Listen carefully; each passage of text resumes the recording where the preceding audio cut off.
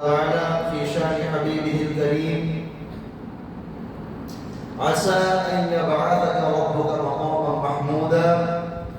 وقال في قول آخر ولسوف يعطيك ربك فترضى. صدق الله مولانا العظيم. وصدقت يا سيدي يا سيدي يا مكي يا مدني يا عربي يا قرشي يا هاشمي. ويا سيدنا يا سيدنا يا سيدنا يا حبيبنا يا طبيبنا يا حبيبنا يا حبيب المصطفى المجتبى صلی اللہ علیہ وسلم. آئیے سب سے پہلے عقیدت و محبت کے ساتھ اپنے آقا و مولا حضور سرور کائنات فخر موجودات نبی اکرم نور مجسم شفیع معظم دستگیر جہاں ہم گسار زمان ہم فقیروں کے داتا جناب احمد مجتبی محمد مصطفیٰ صلی اللہ علیہ وسلم کی مقدس بارگاہ بے کسبنا میں جھوم کر ایک مرتبہ درود پاک پڑھیں. اللہم صلی علی سیدنا و شفیعنا و حبیبنا و نبینا و کریمنا مولانا محمد و آلہ وسلم صلاۃ و سلام علیک یا رسول اللہ صلی اللہ علیہ وسلم. پیش حق مزدہ شفاعت کا سناتے جائیں گے، پیش حق مزدہ شفاعت کا سناتے جائیں گے. آپ روتے جائیں گے، ہم کو ہنساتے جائیں گے. وسعتیں دی ہیں خدا نے دامن محبوب میں، وسعتیں دی ہیں خدا نے دامن محبوب میں. جرم کھلتے جائیں گے وہ چھپاتے جائیں گے، جرم کھلتے جائیں گے وہ چھپاتے جائیں گے. عزیزان محترم، آج جس موضوع کا انتخاب کیا ہے انتہائی دلچسپ موضوع اور یقیناً بڑا ہی ایمان افروز موضوع ہے، شفاعت مصطفیٰ صلی اللہ علیہ وسلم. اللہ تبارک و تعالیٰ نے کلام مقدس میں اپنے محبوب صلی اللہ علیہ وسلم کی شان و شوکت، ان کی عظمت و رفعت بیان کرتے ہوئے اللہ تعالیٰ فرماتا ہے عسى أن يبعثك ربك مقاما محمودا. اے محبوب قریب ہم آپ کو مقام محمود پر فائز فرمائیں گے. اب یہ مقام محمود کیا ہے؟ امام فخر الدین رازی رحمۃ اللہ تعالی علیہ اپنی مشہور زمانہ تفسیر کبیر کے صفحہ نمبر 431 جلد نمبر 4 میں یہ فرماتے ہیں کہ جو مقام محمود ہے وہ کیا ہے؟ تو فرماتے ہیں انہ الشفاعت، وہ شفاعت رسول صلی اللہ علیہ وسلم. تمام مفسرین کا اس بات پر اجماع ہے، اتفاق ہے کہ مقام محمودیت سے مراد یہ شفاعت رسول صلی اللہ علیہ وسلم ہے. اور خود نبی کریم صلی اللہ علیہ وسلم فرماتے ہیں مقام محمود کے بارے میں وہ مقام الذی اشفع فیہ امتی، یہ وہ مقام ہے، یعنی مقام محمود یہ وہ مقام ہے جہاں پر میں اپنی امت کی شفاعت کروں. اور پھر رب تبارک و تعالیٰ بھی فرماتا ہے عسیٰ ان یبعثک ربک مقاما محمودا، کہ ان قریب محبوب ہم آپ کو اس مقام پر کھڑا کریں گے جہاں پر تمام لوگ آپ کی تعریف کریں گے. مفسرین کہتے ہیں کہ مقام محمود وہ مقام ہے جہاں حضور کے علاوہ کسی اور کو کھڑے ہونے کی اجازت ہے. کتاب الشفا میں حضرت حذیفہ رضی اللہ تعالیٰ عنہ فرماتے ہیں کہ قیامت کے دن اللہ تبارک و تعالیٰ تمام لوگوں کو ایک چکر میدان میں جمع فرمائے گا. تمام لوگ یہ نظر آئیں گے اور رب تبارک و تعالیٰ کی آواز جو کہ اس کے شاعر نشان ہے وہ سنیں گے. اور قیامت کے دن لوگوں کا عالم کیا ہوگا، لوگوں کی کیفیت کیا ہوگی کہ وہ لوگ کے بدن ہوں گے جیسے کہ وہ اپنی ماں کے پیٹ سے پیدا ہوتے. تمام لوگ خاموش ہوں گے، کسی اور کو بولنے کی اجازت نہیں ہوگی. ہاں رب تبارک و تعالیٰ جسے اجازت دے اسے بولنے کی اجازت ہوگی. تو جہاں کسی اور کو بولنے کی اجازت نہیں ہوگی رب تبارک و تعالیٰ اپنے حبیب کو اس مقام پر کھڑا فرمائے گا. حضور علیہ السلام اس مقام پر رب تبارک و تعالیٰ کی تعریف ہم کو اتنا بیان کریں گے کہ یہ اللہ یہ تیرا بندہ تیری بارگاہ میں حاضر ہے. مولا تمام بلائیاں یہ تیرے لیے ہیں، تو کسی کو برائی کا حکم نہیں دیتا ہے، اور جو ہدایت پر ہے یقیناً تیری ہی ہدایت دینے کی وجہ سے ہدایت پر ہے، تو تیرا بندہ یہ عاجز ہے اور تیرے ہی لیے ہے، تیری ہی طرف اس کی دور ہے، اور مولا تیرے علاوہ کوئی اور جائے نجات نہیں ہے، کوئی اور پناہ گاہ نہیں ہے، اور یقیناً تیری ذات یہ بابرکت ہے، پاک ہے، تمام عیوب و نقائص سے تیری ذات یہ پاک ہے، تو جہاں کسی اور کو بولنے کی اجازت نہیں ہوگی وہاں پر حضور علیہ السلام اللہ کی ایسی حمد و ثنا بیان کریں گے، وہ مقام محمود ہے۔ اب دیکھیں بخاری شریف میں باب قوله تعالی عسى ان يبعثك ربك مقاما محمودا کے تحت ہے کہ عن آدم بن انس عن آدم بن علي رضي الله تعالى عنه قال سمعت ابن عمر رضي الله تعالى عنه يقول ان الناس يسيرون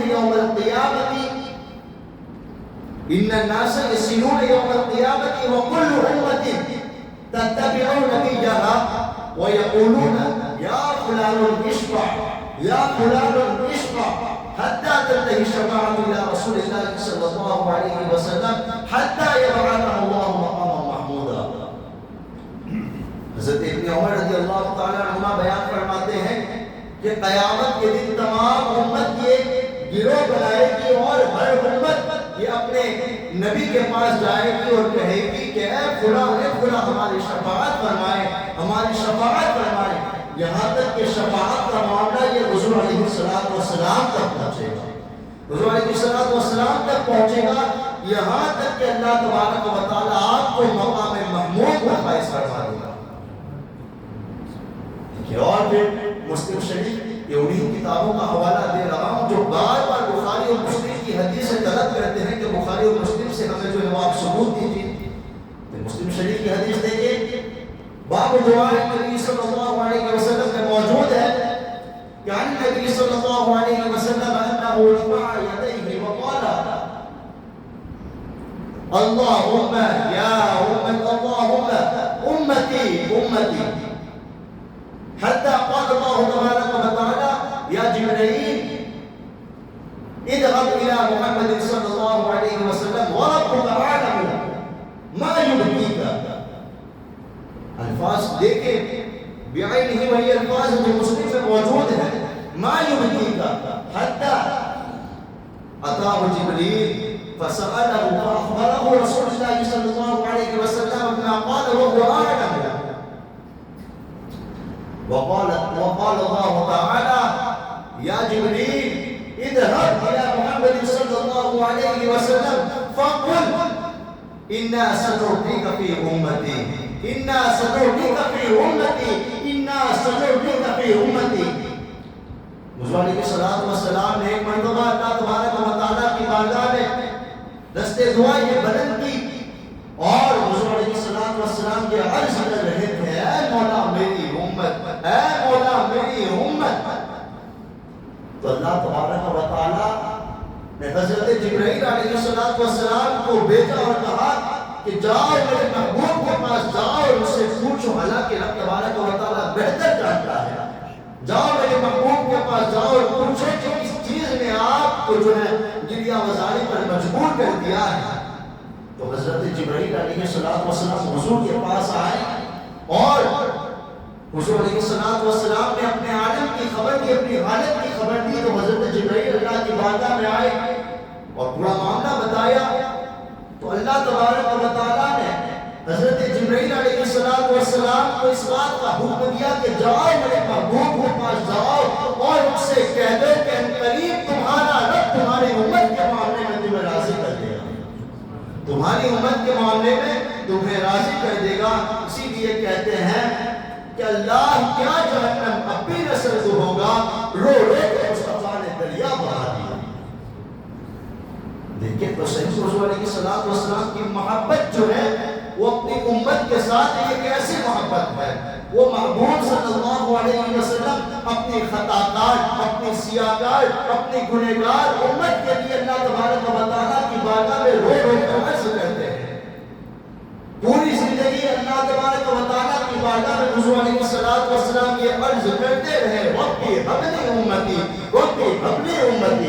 وہ کیسے محبوب ہے کہ جب مائیں اپنے بچے سے جتنی محبت کرتی ہے اس سے کئی گنا زیادہ رب تبارک و تعالیٰ کے پیارے حبیب بھی اپنی امت سے محبت کرتے ہیں. وہ کیسے محبوب ہے جنہوں نے کبھی اپنی امت کو تنہا نہیں چھوڑا. ولادت کے وقت حضور علیہ السلام نے اپنی امت کو یاد کیا. معراج میں حضور علیہ السلام نے اپنی امت کو یاد کیا. بعد وصال میں حضور نے اپنی امت کو یاد کیا. اور کل بروز قیامت جہاں نفسی نفسی کا عالم ہوگا وہاں تک بھی حضور علیہ السلام کو اپنی امت کی فکر ہو. اپنی امت کی فکر ہو. جہاں ماں حشر میں ایک لوتے بچے کو بھولے آہ کہہ کے بلاتے یہ ہے.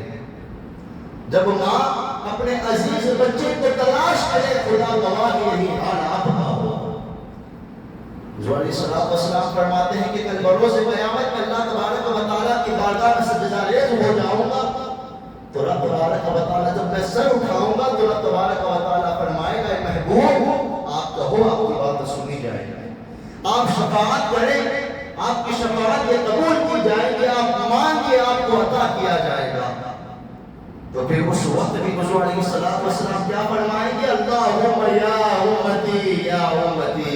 اے میرے رب میری امت. یہاں تک کہ اللہ تبارک و تعالیٰ کے دریائے رحمت کو جوش آ جائے گا اور رب تبارک و تعالیٰ فرمائے گا جائے محبوب جس کے دل میں جو کے دانے کے برابر گیہوں کے دانے کے برابر بھی ایمان ہو کو جہنم سے نکال دیجیے.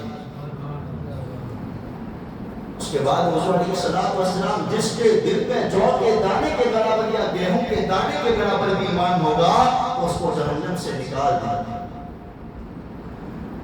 سامنے محترم یہ حضور علیہ السلام کی شفقت اور محبت تو آپ ذرا دیکھیں کہ حضور علیہ السلام بے چین کیوں ہے اپنی امت کی نجات کا کوئی ذریعہ بن جائے.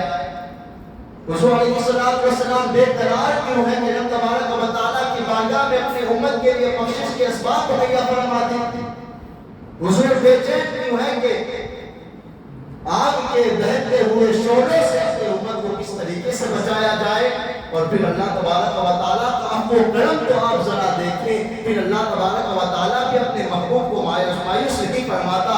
رب تبارک و تعالیٰ فرمائے گا اِنَّا سَنُرِّيكَ فِي أُمَّتِي. محبوب ان قریب ہم آپ کو ابطال کی امت کے بارے میں راضی فرما دیں گے. اور پھر کلام اللہ میں جو مزدے فضا ہے اس پر بھی ذرا غور کرے. رب تبارک و تعالیٰ فرماتا ہے وَلَسَوْفَ يُعْطِيكَ رَبُّكَ فَتَرْضَىٰ. اے محبوب ہم آپ کو اتنا دیں گے کہ ان قریب آپ راضی ہو جائیں گے. ہم آپ کو اتنا دیں گے کہ آپ راضی ہو جائیں گے. سبحان اللہ. یہ حضور علیہ السلام کی کیسی شان اور رفعت ہے ذرا غور تو کریں. اور پھر دیکھیں حضرت انس بن مالک رضی اللہ تعالی عنہ یہ کتنے معزز صحابی رسول سے ذرا غور کیجیے گا جنہوں نے پوری زندگی دیکھیں 10 سال حضور کی خدمت انجام دی. یہ وہ صحابی رسول جنہوں نے 10 سال حضور کی خدمت انجام دی ہے. حضرت انس بن مالک رضی اللہ تعالی عنہ نے ایک مرتبہ حضور علیہ السلام سے شفاعت کے بارے میں سوال کیا. شفاعت کے بارے میں سوال کیا تو حضور علیہ السلام نے فرمایا کہ میں ضرور شفاعت فرماؤں گا. میں ضرور شفاعت فرماؤں گا. حضرت انس نے عرض کیا رسول اللہ میدان محشر میں میں آپ کو تلاش کہاں کروں گا. تو حضور نے فرمایا کہ سب سے پہلے تو مجھے پل صراط پر تلاش کرنا. حضرت انس نے عرض کیا رسول اللہ اگر میں آپ کو پل صراط پر نہ پاؤں تو حضور نے فرمایا اس کے بعد پھر تم مجھے جو ہے میزان پر تلاش کرنا جہاں کے لوگوں کے اعمال یہ تولے جائے گا. حضرت انس نے عرض کیا رسول اللہ اگر میں آپ کو میزان پر بھی نہ پاؤں تو حضور نے فرمایا اگر تم مجھے میزان پر بھی نہ پاؤ تو اس کے بعد تم پھر مجھے حوض کوثر پر تلاش کرنا. تم مجھے حوض کوثر پر تلاش کرنا. اب جب پل صراط کی بات ہو رہی ہے تو پل صراط پر بھی دیکھیں کچھ روز بھی ڈال دوں تاکہ اس کا مفہوم جو ہے وہ واضح ہو جائے. کل بروز قیامت جہنم کی پشت پر پل صراط کو جو ہے نصب کیا جائے گا اور وہ بال سے زیادہ باریک، تلوار سے زیادہ تیز ہے، اور اس کی جو چوڑائی جو ہے وہ 15,000 سال کے مسافت پر ہے۔ اور حضور علیہ الصلوۃ والسلام سب سے پہلے جو ہے وہ پل صراط کو پار کریں گے، اس کے بعد پھر تمام انبیاء و مرسلین، پھر حضور کی امت اور پھر تمام انبیاء و مرسلین کی امتیں یہ پل صراط کو پار کریں گے۔ اب دیکھیں پل صراط پہ گزرنے والوں کی کیفیات کیا ہوگی وہ بھی ذرا دیکھیں۔ کچھ لوگوں کی حالت یہ ہوگی کہ بجلی کے کنڈے کی طرح وہ پل صراط کو پار کر لیں گے۔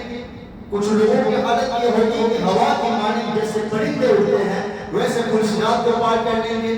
کچھ لوگ اس گھوڑے کی طرح پل صراط کو پار کریں گے، کچھ لوگ دوڑتے ہوئے پل صراط کو پار کریں گے، اور کچھ گنہگاروں کی حالت یہ ہوگی کہ گرتے پڑتے ہوئے پل صراط کو پار کریں گے۔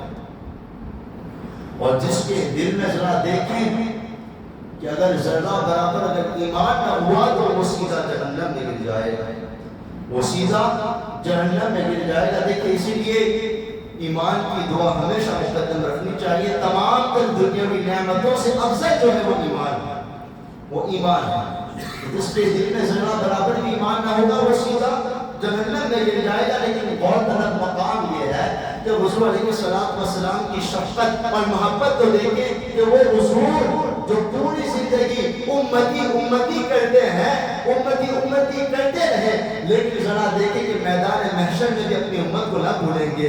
وہ سب سے پہلے حوض کوثر پر کبھی حوض کوثر پر ہوں گے کہ اپنی خطاکار، اپنی جو ہے وہ گنہگار امت کو بخشوا دے۔ کبھی حضور جو ہے وہ میزان پر ہوں گے جہاں لوگوں کے اعمال تولے جائیں گے کہ جو ہے میری امت کو بخشوا دو، اور کبھی حضور جو ہے وہ حوض کوثر پر ہوں گے کہ پیاسوں کو جو ہے وہ سیراب کر دیا جائے۔ تو حضور کی شفقت پر ذرا غور کیجیے گا جناب، یہ حضور کی محبت ہے اپنی امت سے۔ اب دیکھیں وہ لوگ جو شفاعت کا انکار کرتے ہیں اور شفاعت کی ضرورت محسوس نہیں کرتے ہیں، اب وہ نادان اپنی کون سی عبادت پر، اپنی کون سی ریاضت پر، اپنے کون سے صوم و صلات پر فخر کرتے ہیں، اپنی کون سی عبادت پر وہ ناز کرتے ہیں۔ ذرا دیکھیں کہ جنہوں نے پوری زندگی حضور کی صحبت حاصل کی، جنہوں نے اپنی جان کی آنکھوں سے حضرت زیبا کا دیدار نصیب کیا، انہوں نے تو کبھی اپنی عبادت پر، اپنی ریاضت پر، اپنے صوم و صلات پر انہوں نے فخر نہیں کیا، کبھی وہ اپنی عبادتوں پر نازا نہ ہوئے، بلکہ انہوں نے بھی ناز کیا ہے جو شفاعت مصطفیٰ پر ناز کیا ہے۔ یہاں دیکھیں شفاعت کا سوال کس نے کیا؟ حضرت انس بن مالک نے۔ اب دیکھیں کتنے معزز صحابی رسول ہیں، یہ وہ شخص نہیں جنہوں نے اپنی پوری زندگی گناہوں کا ارتکاب کیا ہو، یہ وہ شخص نہیں جنہوں نے پوری زندگی خواہشات نفسانی کی پیروی کی ہو، اتباع کی ہو، بلکہ یہ تو وہ صحابی ہیں جنہوں نے حضور کے پیچھے نماز بھی پڑھی ہے، یہ وہ صحابی رسول ہیں کہ جنہوں نے حضور کے ساتھ جہاد فی سبیل اللہ بھی کیا ہے، یہ وہ صحابی رسول ہیں کہ جن کی پوری زندگی تلاوت کلام اللہ کرتے ہوئے گزری، یہ وہ صحابی رسول ہیں جنہوں نے پوری زندگی شریعت مطہرہ کہ جو ہے اس کی پابندی میں گزار دی۔ یہ وہ صحابی رسول ہے کہ جو اٹھے تو حضور کے ساتھ، سفر میں حضور کے ساتھ، حضرت میں حضور کے ساتھ، بیٹھے تو حضور کے ساتھ، جنہوں نے حضور کے ساتھ غزوات بھی فرمائے، جہاد فی سبیل اللہ بھی کیا، لیکن پھر بھی حضرت انس بن مالک حضور سے شفاعت کا سوال کر رہے ہیں۔ وہ کہہ رہے ہیں کہ یا رسول اللہ، صرف عبادتوں پر اعتماد نہیں کیا جا سکتا، صرف ریاضتوں پر بھروسہ نہیں کیا جا سکتا، صرف صوم و صلات پر اعتماد نہیں کیا جا سکتا۔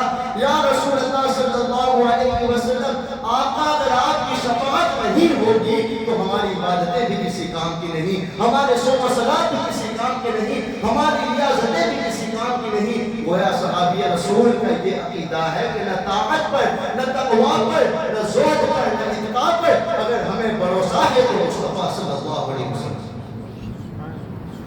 یہ صحابی رسول کا عقیدہ ہے۔ اب دیکھیں حضور علیہ السلام کے مقام محمود پر آپ ذرا توجہ دیں۔ عسیٰ ان یبعثک ربک مقاما محمودا۔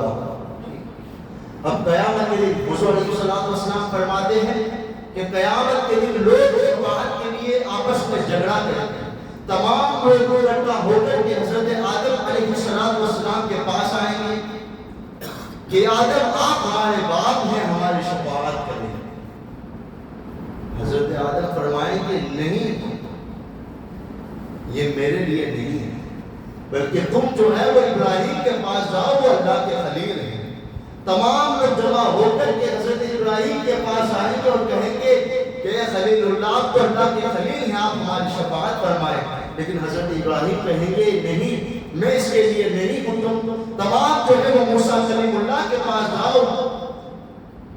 تمام لوگ اکٹھا ہو کر کے حضرت موسیٰ کے پاس آئیں گے، حضرت موسیٰ کے پاس آئیں گے اور عرض کریں گے اللہ کے نبی، آپ تو اللہ کے کلیم اللہ ہیں، آپ جو ہے وہ موسیٰ کلیم اللہ ہیں، آپ ہماری شفاعت فرمائیں۔ حضرت موسیٰ کہیں گے نہیں، میں اس کے لیے نہیں ہوں، آپ جو ہے جناب عیسیٰ کے پاس جائیں، وہ آپ کی شفاعت ضرور فرمائیں گے۔ تمام لوگ اکٹھا ہو کر کے حضرت عیسیٰ کے پاس آئیں گے اور کہیں گے آپ ہماری شفاعت فرمائیں، آپ تو روح اللہ ہیں، آپ کلیمت اللہ ہیں، آپ ہماری شفاعت فرمائیں۔ لیکن حضرت عیسیٰ کلیمت اللہ، روح اللہ، یہ فرمائیں گے نہیں، میں اس کے لیے نہیں ہوں۔ اس کے بعد حضرت عیسیٰ کہیں گے جاؤ تم تمام مل کر کے سید المرسلین کے پاس جاؤ، حضور احمد مجتبیٰ محمد مصطفیٰ صلی اللہ علیہ وسلم کے پاس جاؤ۔ اب تمام لوگ اکٹھا ہو کر کے حضور علیہ السلام کی بارگاہ میں حاضر ہوں گے اور اس کے بعد حضور سے شفاعت کی گزارش کریں گے، تو حضور وہ نہیں فرمائیں گے جو تمام انبیاء و مرسلین نے فرمایا، بلکہ حضور فرمائیں گے انا لہا، میں اسی کے لیے، میں اسی کے لیے ہوں۔ اور پھر حضور علیہ السلام تمام لوگوں کی شفاعت فرمائیں گے۔ اب دیکھیں تمام لوگ حضرت ابراہیم کے پاس گئے، حضرت آدم کے پاس گئے، حضرت نوح کے پاس گئے، حضرت موسیٰ کے پاس گئے، حضرت عیسیٰ کے پاس گئے، تمام نبیوں کے پاس گئے، لیکن شفاعت کی گزارش کی، لیکن وہاں سے نا امید واپس آئے، محروم ہو کر کے واپس آئے۔ اس کے بعد پھر حضور علیہ السلام کے پاس گئے تو حضور علیہ السلام نے ان کی شفاعت فرما دی۔ اب سوال یہ پیدا ہوتا ہے کہ جب حضور علیہ السلام نے فرما دیا انا لہا، میں شفاعت کے لیے ہوں، تو لوگ ڈائریکٹ بھی تو ان کے پاس جا سکتے تھے۔ سوچنے کا مقام، غور کرنے کا مقام یہ ہے کہ جب حضور کی شفاعت فرمائیں گے تو تمام لوگ حضور کے پاس ڈائریکٹ جا سکتے تھے۔ حضرت موسیٰ کے پاس جانے کی کیا ضرورت تھی؟ حضرت عیسیٰ کے پاس جانے کی کیا ضرورت تھی؟ حضرت آدم کے پاس جانے کی کیا ضرورت تھی؟ حضرت نوح کے پاس جانے کی کیا ضرورت تھی؟